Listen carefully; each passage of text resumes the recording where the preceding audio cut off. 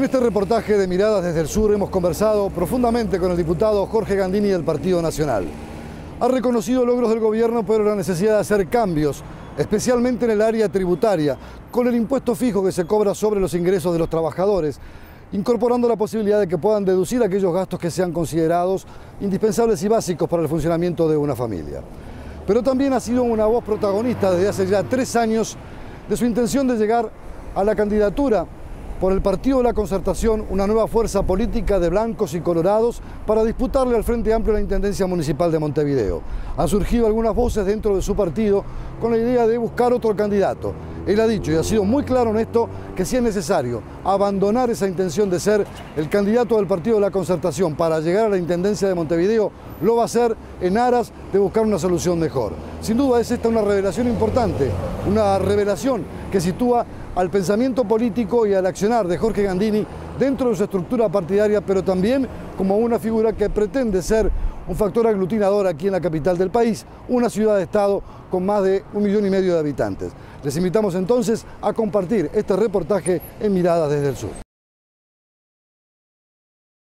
Amigos, estamos con el diputado Jorge Gandini del Partido Nacional, naturalmente una figura muy conocida dentro del escenario público uruguayo, además con aspiraciones fuertes a ser candidato por esta colectividad política o en un sublema diferente o en un lema diferente, junto a otras fuerzas políticas que quieran sumarse a esa idea para competir por la Intendencia Municipal de Montevideo, y eso lo vamos a dejar para el final de este reportaje. En principio, gracias por recibirnos. Un gusto.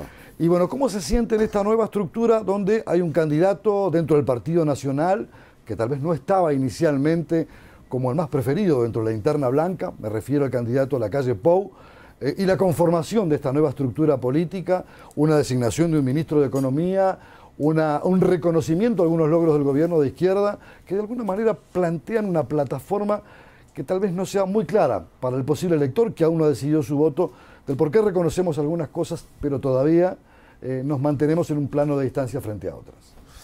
Bueno, primero que nada, para nosotros los blancos, las internas, al principio nos costó, porque el partido tiene dos corrientes históricas muy fuertes y nos costó cambiar de aquella cultura de que cada corriente política iba con su candidato a las elecciones presidenciales cuando había multiplicidad, y tuvimos que pasar a tener una verdadera interna. Siempre el Partido Nacional ha tenido fuertes y verdaderas internas frente a otros partidos, y luego, rearmar la presentación electoral del partido y su aspecto programático. Pero ya nos fuimos acostumbrando a eso. Y yo creo que hoy estamos muy cómodos. Y somos, y creo que hay que decirlo, vale la diferencia, el único partido que ha conformado su fórmula con los dos líderes de sus dos grandes corrientes. Los dos que fueron candidatos a presidente en la interna son quienes integran la fórmula. Esto es equivalente a que si la fórmula del Frente Amplio fuera Tabaré Vázquez, Constanza Moreira, o la del Partido Colorado fuera Bordaberry Amorín. El partido logró cerrar filas, logró el entendimiento programático en aquellos aspectos que teníamos diferencias, y hoy se encamina presentando una fórmula que más que una fórmula es un equipo, y en el equipo está Luis Lacalle como legítimamente candidato a presidente, y el doctor Larrañaga no como su suplente, que puede ser la visión que a veces hay del candidato a vice, sino como el presidente del Poder Legislativo, porque no hay que perder de vista que en un gobierno que no va a tener mayorías parlamentarias, no va a tener si gana el Frente Amplio, pero tampoco va a tener si gana el Partido Nacional, el rol del Parlamento y la articulación que en él se genere es el que le va a dar la posibilidad al presidente de la República, sea quien sea, de gobernar. Porque para derogar leyes, o para poner y aprobar nuevas leyes, o para modificar las que están, hay que tener mayoría. O sea, el régimen de la aplanadora no va a funcionar. No va a funcionar. Vamos a volver al viejo sistema. Yo fui legislador en aquel sistema, donde tenían un rol muy protagónico algunos pocos legisladores que eran capaces de surcir. Yo fui legislador suplente en el año 85 y me acuerdo, gobierno de Sanguinetti, me acuerdo el rol que tenía Cataldi, que era un diputado del Partido Colorado, que todos recordamos por su enorme habano sentado en la primera fila de la banca, que no recuerdo si alguna vez habló en cámara, o en todo caso para dar con algún monosílabo una opinión definitiva, pero su rol era el de articular y hacer posible la construcción de mayorías. porque ningún gobierno las tiene y por lo tanto las concesiones, la búsqueda de acuerdo, el acercar los extremos es un rol fundamental. Y bueno, presidir el Parlamento en esas condiciones es el rol que va a tener Larrañaga cuando el Partido Nacional gane las elecciones, hacer posible la gobernabilidad del presidente de la República. Pensar la gobernabilidad en términos, y voy a ir a sus raíces, en términos wilsonistas. Aquel apoyo de vamos a votar todo lo que el gobierno necesite y aún a veces a cuesta de algunas de las banderas más caras del partido sin perder principios, decía Wilson, pero hay que darle ese espacio político. ¿Esa va a ser la línea de construcción del nuevo Parlamento desde la óptica del Partido Nacional, estando en el gobierno o estando en la oposición? Bueno, ya el partido ha tenido esa posición histórica, le hemos votado a estos últimos gobiernos del Frente Amplio muchas leyes que ha propuesto el gobierno y que hemos acompañado. No hemos sido radicales ni extremistas, ni hemos jamás llevado adelante una visión del rol opositor que tuvo mucho tiempo el Frente Amplio cuando estuvo en la oposición, que es aquella que puede sintetizarse en esa terrible idea de que cuando peor, mejor. Cuando peor le vaya al gobierno, mejor para nosotros. Nunca la tuvimos. Wilson decía, el que sabe que va a ganar, decía Wilson, el que sabe que va a heredar tiene que cuidar la hacienda. El que quiere ganar no le puede decir al gobierno que le vaya mal, porque no le puede ganar porque sea malo. Uno quiere ganarle siendo mejor. Y creo que esa fue la actitud del partido.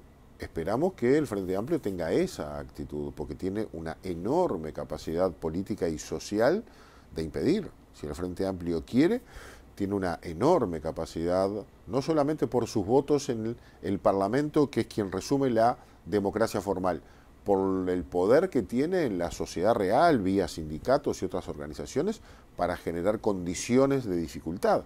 Entonces yo creo que una vez que el Frente pasó por el gobierno, se queda sin margen para aplicar algunas herramientas que aplicó cuando estaba en la oposición. Y a mí me parece que ahí vamos a poder articular algunos entendimientos que viabilicen la construcción de algunos acuerdos. Hay muchos reconocimientos a algunas de las cosas que el gobierno ha llevado adelante, Sí, sobre claro. todo en materia económica. Pero se anuncian cambios. Yo quiero interrumpirte. Sí. Yo creo que hay muchos reconocimientos del Frente Amplio en el gobierno de la política económica que llevaron los partidos anteriores, los gobiernos anteriores. Creo que ese es el tema. El Frente en la oposición cuestionó muchísimo algunos aspectos centrales establecidos como valores y principios de la política económica de los gobiernos anteriores. Decía que no había que pagar la deuda externa, que era ilegítima. Recuerdo haber estado incluso yo presente en la época que Fidel Castro era líder de esa idea y haber acompañado a todo el gobierno, a todo el Frente Amplio. Yo fui por la FEU en aquel momento a Cuba, donde todos los movimientos latinoamericanos de izquierda y de izquierda radical sostenían que la deuda externa era ilegítima y que no había que pagarla. Se hablaba de que el déficit fiscal y la inflación podían existir y podían administrarse porque era una manera de redistribuir. Entonces sostenía que podía tomarse cualquier medida, aunque pudiera ser inflacionaria. Los presupuestos, cuando el Frente Amplio estaba en la oposición, recordamos al actual diputado que además valoramos y respetamos mucho, es presidente de la Comisión de Presupuesto de Orán Ibarra, cuando estaba en la oposición, por el Frente Amplio era una máquina de presentar aditivos cambios, sí. Recogiendo lo que planteaban los sindicatos. Cuando usted le hacía la suma, triplicaba el presupuesto nacional, pero no importaba, quedaban bien con los sindicatos. Nosotros sosteníamos otras cosas en aquel tiempo, y el Frente, que hasta sostuvo el default en la opinión de Tabaré Vázquez en la crisis, sostenía otra cosa. Pero cuando llegan al gobierno, empiezan a aplicar aquellos grandes valores de que la política macroeconómica debe ser prolija y ordenada, se reprogramó la deuda externa, se pagó toda, se hizo más soberana, se controló el déficit fiscal, aunque ahora se disparó un poco, la inflación, si bien estuvo mucho tiempo por fuera de rango, nunca llegó al 10%, es decir, hubo algunas cosas que antes sostenían otros gobiernos que se transformaron en valores. Nosotros las vamos a continuar. Yo le hablo, por ejemplo, del impuesto a las retribuciones personales, que es donde hay una gran controversia, donde hay anuncios de propuestas, de cambios, de modificaciones. No con el Partido Nacional. El Partido Nacional votó el IRPF, está en su programa de gobierno del wilsonismo, pero un impuesto a la renta no es en las retribuciones un impuesto a las rentas personales, tiene que tener la idea de lo que es la renta. La renta es la diferencia entre la ganancia, el ingreso, la ganancia y el gasto. Una empresa cualquiera tiene su impuesto a la renta. ¿Su impuesto a la renta qué es? Bueno, todo lo que factura menos lo que gasta para poderlo facturar genera un ingreso y sobre ese ingreso neto se aplica el impuesto del 30%. No sucede con el IRPF actual. El IRPF actual es un impuesto a los ingresos y sean del tipo que sean, se le aplica el impuesto. Nosotros lo que entendemos es que hay que, porque además es un impuesto que permite direccionar el gasto. Es decir, yo le puedo decir a usted, si se va a comprar el televisor 44 pulgadas o se quiere ir a pasear con la familia al Caribe, a mí eso para mí no es relevante. Ahora, si usted va a gastar parte de sus ingresos en enseñarle inglés y computación a sus hijos, o si va a gastar un dinero para mejorar la salud y, por ejemplo, la salud bucal, y me trae la factura del odontólogo, yo esas cosas, la educación, la salud, el ladrillo de su primera casa que es propia y que no tiene otra, yo se lo voy a poder aceptar como deducción de su impuesto. Eso es un verdadero impuesto. ¿Cómo pasa en países como Europa? Y claro, la gente al final del año pone y saca boletas para poder deducir. Le dejo planteado para después de la pausa. Hacer deducciones significa perder también el Estado de ingresos que después tiene que redistribuir en gastos de funcionamiento del Estado, en salarios, en obras. No es tan lineal, en una serie de cosas, pero me lo contesta después de la pausa. Solo a través del correo uruguayo podés mandar un bozal para Yacaré. ¿Un bozal para Yacaré? No, un bozal para Yacaré Artigas. Ah. El correo uruguayo llega hasta donde quieras.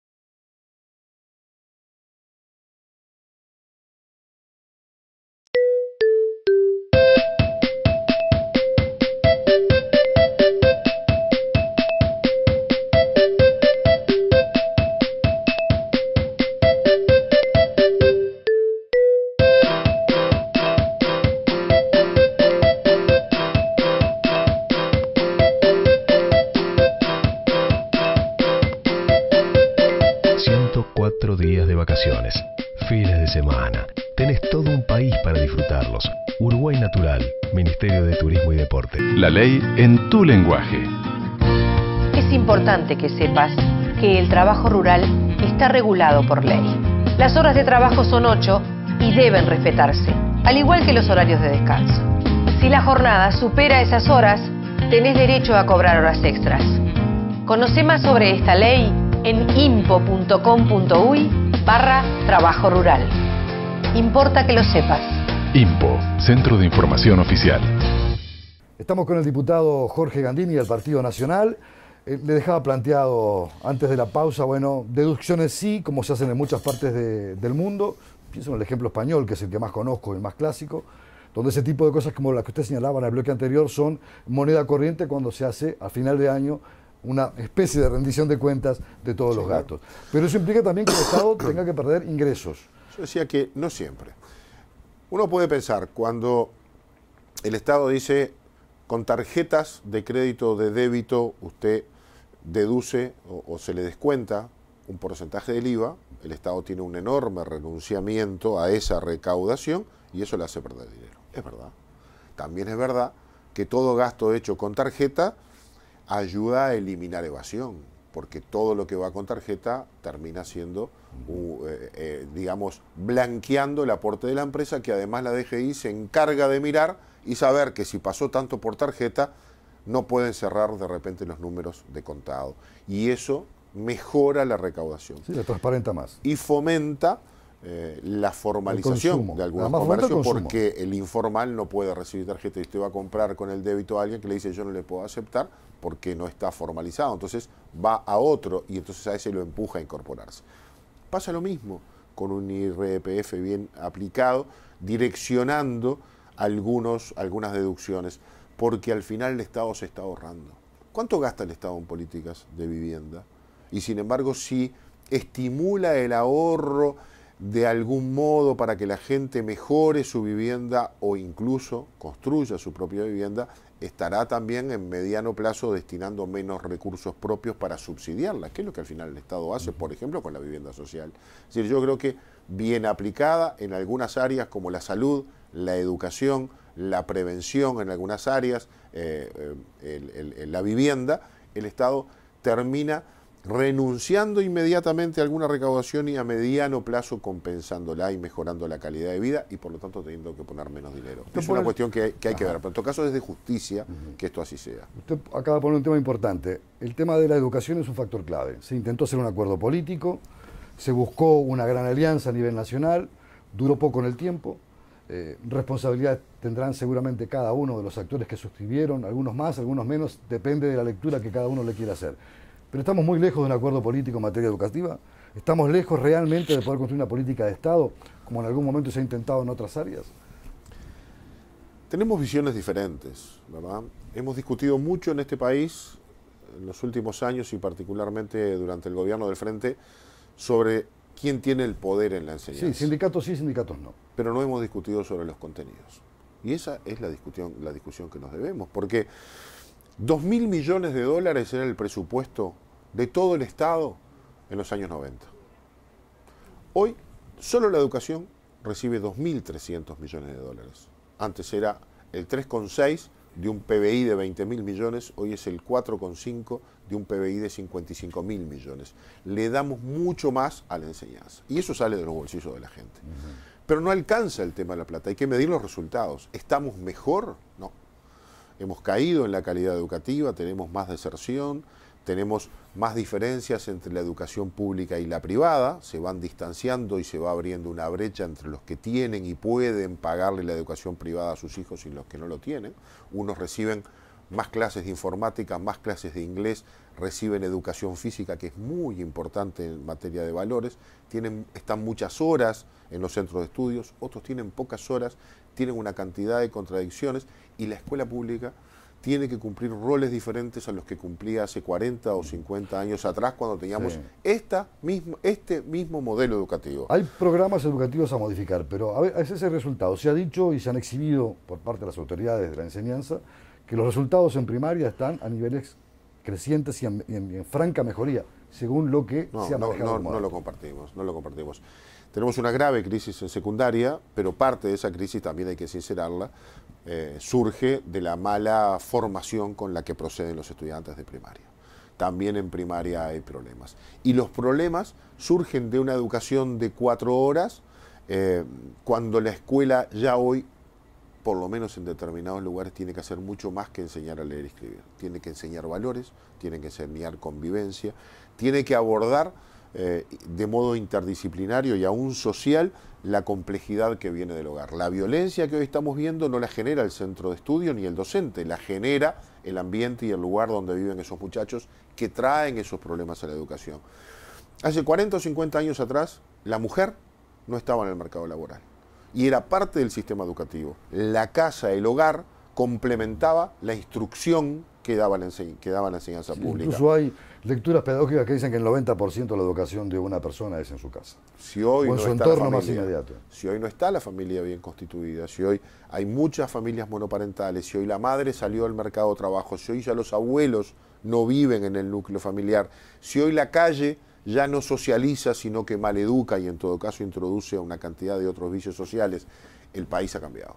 Y por lo tanto, la escuela de tiempo completo, la incorporación de los mejores docentes en los lugares más críticos y no al revés. La carrera de un docente empieza por los lugares críticos y en la medida que va pasando el tiempo y aprendiendo más, va eligiendo otros centros de estudios de mejores condiciones y el nuevo va al lugar peor.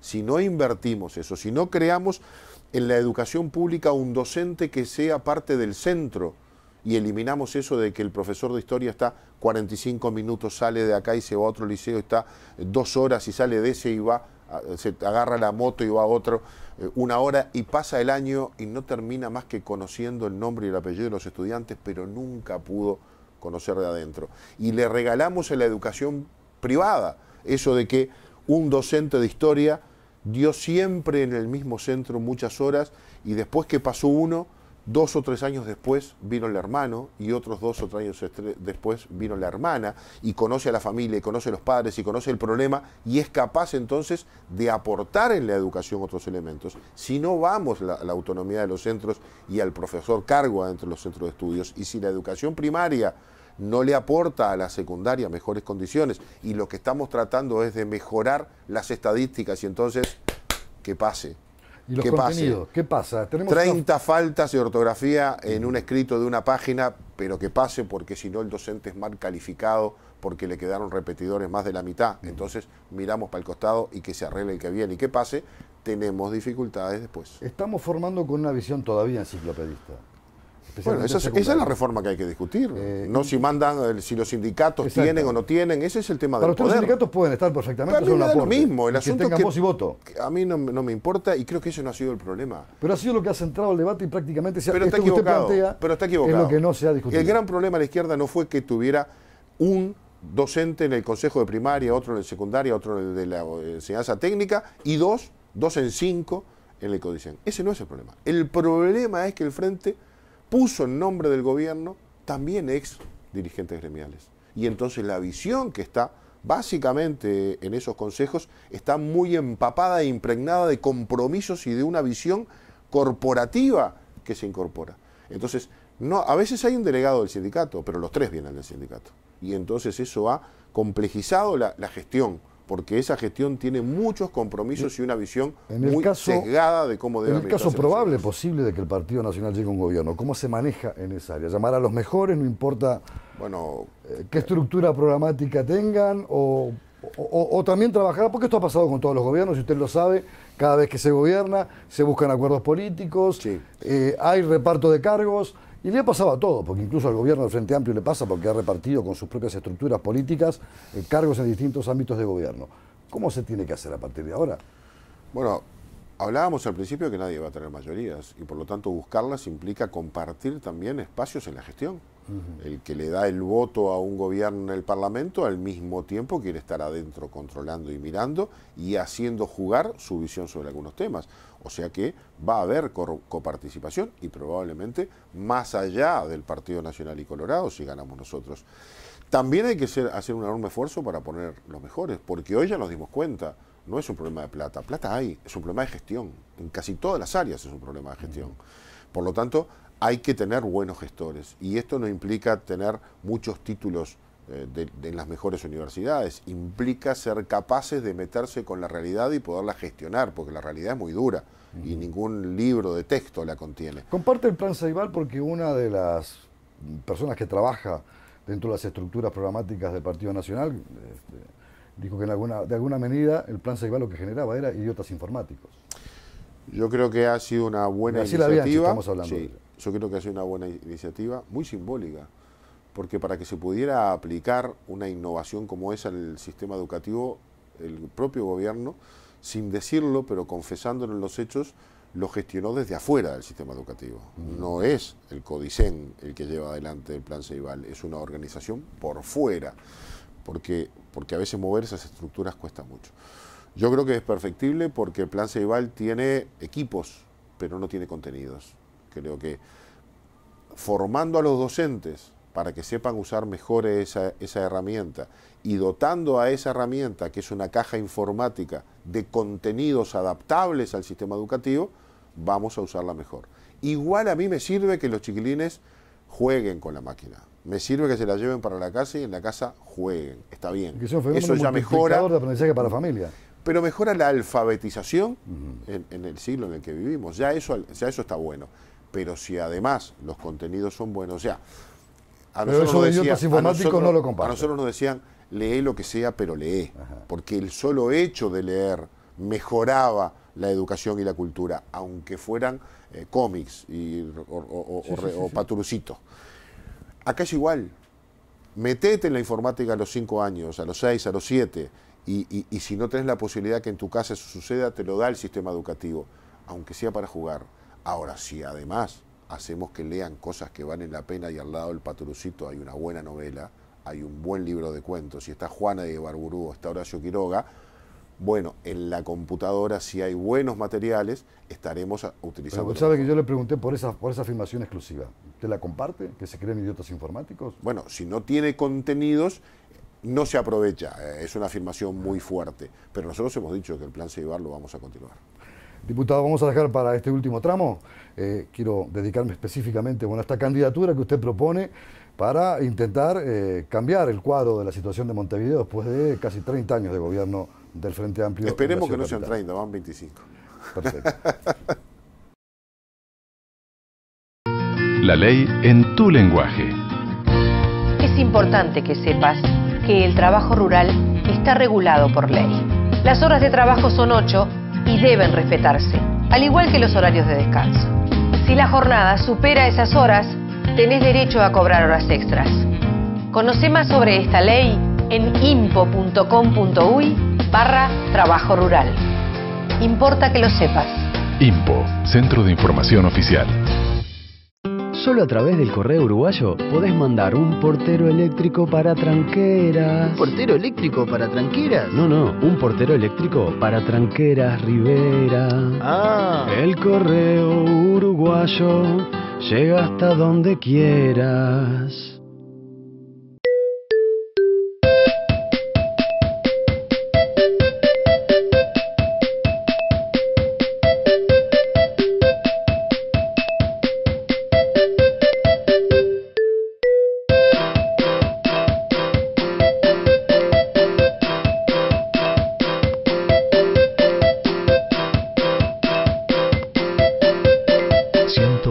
Días de vacaciones, fines de semana. Tenés todo un país para disfrutarlos. Uruguay Natural, Ministerio de Turismo y Deporte. Amigos, estamos conversando con el diputado Jorge Gandini. Bueno, y hay una aspiración política personal, pero también que es parte de un reclamo que hace la masa de votantes del Partido Nacional y de otros ciudadanos que ven en una posible candidatura suya para ser intendente de Montevideo, ciudad capital del país, que tiene casi la mitad de la población del Uruguay, en una estructura de cambiar el cuadro de situación a 25 años de gobierno de izquierda que pretende llegar a los 30. ¿Cómo se siente? ¿Cómo se ve cuando, por ejemplo, su propio candidato a la presidencia dice, bueno, yo tengo otra figura, otra imagen? Porque usted plantea crear un lema distinto y todos aquellos que piensan más o menos parecido, disputarle a la izquierda ese gobierno y buscar un cambio más profundo en la ciudad capital. En eso coincidimos todos. El partido ha estado comprometido con ese proceso y ha ayudado a crear el Partido de la Concertación. Pero el Partido de la Concertación, que hoy es una herramienta para competir con muchas más posibilidades con el Frente Amplio, que tiene su fortaleza, su núcleo duro en la capital del país, el Partido de la Concertación es parte de un proceso en el cual yo tengo mucho que ver en su inicio. Yo hace 3 años rompí el esquema con el que llegábamos siempre el tiempo municipal. ¿Cuándo llegábamos a las elecciones municipales? Después de las elecciones nacionales. Ahí pasaba la elección nacional, sabíamos quién había ganado el gobierno nacional y nos poníamos a pensar, ya en diciembre, por supuesto, y en enero, cómo íbamos a comparecer a las elecciones municipales. Y siempre nos pareció que era imposible revertir esa situación, empezando con tan poco tiempo, ya con el electorado cansado y sin haber legitimado un proceso para que la gente creyera que de verdad a nosotros Montevideo nos importa.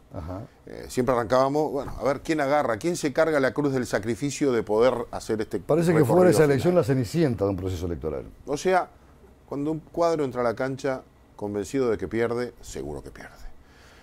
Había que aplicar otra receta. Nosotros, el Partido Nacional, perdió la elección nacional, pero tiene 16 intendencias. 12 intendencias. Cuando Wilson ganó en el partido en el 85, ganó Sanguinetti la elección nacional. Pero nosotros teníamos 16 intendencias. Y el partido tiene una fortaleza en las intendencias del interior. ¿Y cuál es la receta? La receta es que trabajan siempre, que recorren siempre un camino largo, que hay un menú de diversos compañeros que quieren administrar el departamento y hacen esa tarea contigo. ¿Por qué es tan difícil eso en Montevideo? Porque en el interior, el Porque nadie cree que intendente y los podamos ganar. políticos, la gente son más de cercanía, más de proximidad, pero parece que Montevideo es más difícil. Primero, hay otra escala. Claro. Cualquiera de los 8 municipios de Montevideo es más grande que Maldonado, que después de Canelones es el departamento más grande. Hay una escala diferente. Pero también porque hay una cuestión cultural. El Partido Nacional ganó por última vez en el 58 y se ha autoconvencido de que no puede. Y eso, cuando uno se convence de eso, en realidad terminás no pudiendo, terminás haciendo realidad tu profecía. Y yo quise romper ese paradigma y empezamos 3 años antes. Y yo dije, yo quiero. No pedí permiso, no había red, no hice acuerdos ni pedí apoyos. Porque no se trataba de que yo fuera intendente, se trataba de empezar a caminar. Y empezamos a ocupar un espacio, una alternativa al frente. Había un espacio vacío, era el frente y la nada. Y ahí empezamos a ubicarnos con un movimiento que creamos, Montevideo se puede, de tipo departamental, convenciéndonos que podíamos ganar después de 25 años de no muy buena gestión. Y eso fue generando condiciones. Sin ninguna vanidad, obligó a que el Partido Colorado también pusiera un candidato y adelantara sus tiempos. Y ese proceso llevó a que la gente dijera, bueno, pero si queremos ganar hay que juntarse. Y nos empezó a empujar para que hiciéramos un cambio cultural muy fuerte, blancos y colorados, juntarnos para hacer un nuevo partido. Pero decíamos, pero esto no fue lo que hizo el Frente, no juntaron comunistas y cristianos, no juntaron socialistas con comunistas, que en los sindicatos en otros lados son absolutamente rivales. Sí, lo juntaron. Lo juntaron porque miraron sus coincidencias y empezaron en ese camino. Bueno, mucha gente ve en esto el germen del bipartidismo en Uruguay. No lo hay. Porque en el área municipal y departamental no hay ideología, es pragmatismo puro. La basura no es de derecha ni es de izquierda, hay que levantarla. La gestión de un gobierno departamental tiene que ver con la calidad de los servicios que uno le devuelve a la gente por la plata que paga. Y eso es absolutamente pragmático. Hay municipios de izquierda y de derecha en toda América Latina que hacen lo mismo. Recorran Lima, recorran Cali, Bogotá, Santiago de Chile, la ciudad de Buenos Aires, varias de Brasil. Le hacemos una tomografía de su ideología y son diferentes, pero todas empujan hacia el mismo lado. Tiene que ver con incorporar nuevos métodos de transporte, con otras energías, tiene que ver con incorporar otro tipo de contenedores, eliminar la recolección paralela, hacer plantas de transferencia, tiene que ver con educar y motivar a la gente para que participe en el proceso de tener una mejor ciudad, y son de derecha y de izquierda. El peso del sindicato de ADEON en la Intendencia de Montevideo es muy grande. Y de alguna manera las cifras que maneja, que recauda la Intendencia, la gran mayoría se van en pagos de salario y gastos de funcionamiento. Los márgenes para obra, y esa ha sido una de las críticas más importantes que ha recibido la izquierda, entre muchas, están basadas en eso. ¿Cómo se revierte un clima de esa naturaleza y un espacio que no es muy amplio para poder hacer esas obras de mejora de calidad de gestión que usted plantea? La Intendencia ha rigidizado muchísimo su presupuesto. No solo el 50 o 51% de sus ingresos van a salarios y cargas sociales. Del 35% de sus gastos de funcionamiento, muchos también van a salarios, porque en los gastos de funcionamiento están todas las empresas y ONG contratadas para hacer tareas que la Intendencia no hace con sus funcionarios o no termina de hacer bien. Y entonces hay duplicación de esfuerzos. Entonces hay funcionarios municipales que levantan los residuos y empresas privadas que levantan los residuos. Pero además hay ONG que hacen el barrido. Todo eso no figura como gastos de salarios solamente en los municipales, pero atrás de todo lo otro lo que hay básicamente son salarios. Es decir, hay muchísimo recurso dirigido a mano de obra con una brutal y enorme ineficiencia. Hay que mejorar entonces esa distribución de las cargas, porque a los montevideanos no se le puede pedir más. Ponen 600 millones de dólares por año, es mucho dinero, son casi 2 millones de dólares por día que recauda. Pero cambiar ese cuadro de situación no debe ser fácil, porque tocar salarios es muy difícil. ¿Pero y qué va a hacer? Por eso administrar Montevideo no es changa, porque hay un sindicato poderoso y fuerte, y es fuerte y poderoso porque la gente lo apoya, porque le ha conseguido cosas a la gente, pero es más fuerte y poderoso porque tiene un patrón de izquierda que no ha sabido ser patrón, porque se han entreverado los roles también. Porque, como decía el presidente de la República, Mujica, no hay nada más papa para un sindicato de izquierda que tener un gobierno de izquierda. Porque claro, si el gobierno de Montevideo no terminó de resolver cómo hace para ser patrón y creer en la lucha de clases, y entonces del otro lado no hay roles diferentes, hay compañeros, entonces no puede mandar. Pero usted va a un escenario con esas características. Yo voy a un escenario donde cada uno está en su lugar. La gente elige al intendente para que el intendente gobierne, conduzca, lidere, se haga cargo y responsable. Y ese intendente es la cabeza de una enorme pirámide de 8.000 y pico de funcionarios, que son los que tienen que llevar adelante las tareas por las cuales la gente les paga el sueldo. Y si nos ponemos de acuerdo en eso, vamos a caminar bárbaro. Y si eso no pasa, que tal vez a veces las diferencias ideológicas lo van a llevar a gobernar por el decreto de esencialidad. No, no es necesario. Usted tiene experiencia en cargo de gobierno, le tocó administrar el Correo y además fue... Sindicato duro ese, sindicato difícil, en tiempos además donde había mucha corrupción que usted pudo, y hay que reconocerlo públicamente porque esto fue así, usted ayudó y contribuyó a transparentar una gestión y a limpiar escenarios de corrupción. También estuvo en el INJO, fue su ley la que lo promueve y usted fue su primer presidente o primera figura visible de lo que es esa estructura para la juventud. O sea que experiencia de cargo de gestión de gobierno tiene, y con gobierno de distintos signos. Por lo tanto... yo me imagino cómo sería ese diálogo, ese encuentro. ¿Cuál va a ser su primera medida en el caso de ser intendente? ¿Llamar al sindicato y hablar en qué términos? Yo me reuní un par de veces con ellos formalmente y con varios de sus dirigentes informalmente, porque hay que entender. Tiene que haber diálogo, pero el diálogo tiene que estar sobre la base de la comprensión. Yo tengo que entender lo que el sindicato está planteando y el sindicato tiene que entender lo que el gobernante plantea. Y muchas de las cosas que el sindicato dice tiene razón. Y a veces... el conflicto grande es una bomba que explota después de que corrió y se quemó una larguísima mecha en la que se fue generando y se fue agrandando el problema, y en la medida que el problema se agranda empieza a generar apoyo de la masa, y un día cuando revienta la masa está. Y entonces la masa está dispuesta a que le descuenten el salario, pero protesta y el sindicato encuentra base. Pero el problema empezó chiquito. Hay que entender esas cosas, hay que abrir, hay que dialogar. Yo con el sindicato del Correo hablaba todas las semanas, yo, y a veces 2 o 3 veces por semana. Y a las 7 de la mañana, prácticamente todos los días, yo estaba en alguna dependencia del Correo. Yo mismo estaba, de sorpresa. Y no iba a inspeccionar, iba a tratar de entender por qué las cosas eran como eran. Y para que la gente viera que a mí me interesaba entenderlas. Y nos pusimos de acuerdo. Bueno, yo creo que hay que cambiar la actitud, porque en todo caso el intendente tiene que ser el líder de una administración. Y para ser el líder hay que ser el primero, hay que estar. Al principio de este último tramo yo me preguntaba cómo le había caído que la figura de Bauzá, un hombre vinculado al fútbol, fuera de alguna manera patrocinada o esté en la consideración de quién es hoy el candidato a la presidencia por el Partido Nacional. Yo no voy a hacer comentarios sobre Bauzá porque el nombre de Bauzá corrió, pero también en su momento se dijo que era un rumor, que no estaba confirmado y nadie se hizo cargo de ese nombre. Pero si hay lo conozco de lejos, no sabía ni que era blanco, la verdad. Tuve un contacto con él cuando estaba en la AUF, me parece una persona muy respetable, me parece tengo una buena opinión sobre Bauzá, pero no he conversado con él. Ahora, si el partido propone a alguien, que ya no puede proponer a alguien de los que estuvieron en el proceso de la interna. Yo no participé en la interna, porque quienes quieran ser candidatos por el partido de la Concertación a la intendencia o a la junta departamental o a una alcaldía, no pudieron haber participado en la elección interna del Partido Nacional. Para el partido de la Concertación. Claro, pero entonces ninguno de mis colegas y compañeros que participaron en la interna pueden, porque están inhabilitados, ser candidatos. Por lo tanto, habrá que ir a buscar otro candidato fuera del menú político. Yo soy el único que dentro del menú político me abstuve en la interna de participar. Pero el Partido Nacional tiene la capacidad de promover su propio candidato. No, sí, dentro de la Concertación, uno. No como lema Partido Nacional. Partido Nacional lo que va a proclamar es la abstención, no se va a presentar a las municipales, pero le va a proponer a su aliado político, el Partido de la Concertación, que considere el nombre de una persona que el partido resolverá quién es. Independientemente de la figura de Bauzá, puede ser otra persona. ¿Cómo toma usted el hecho de que el candidato presidencial confíe en otra o busque otra candidatura distinta a la suya, una alternativa? A mí me parece que está dentro de la lógica política. Cuando yo empecé este camino hace 3 años, estaba loco, totalmente loco.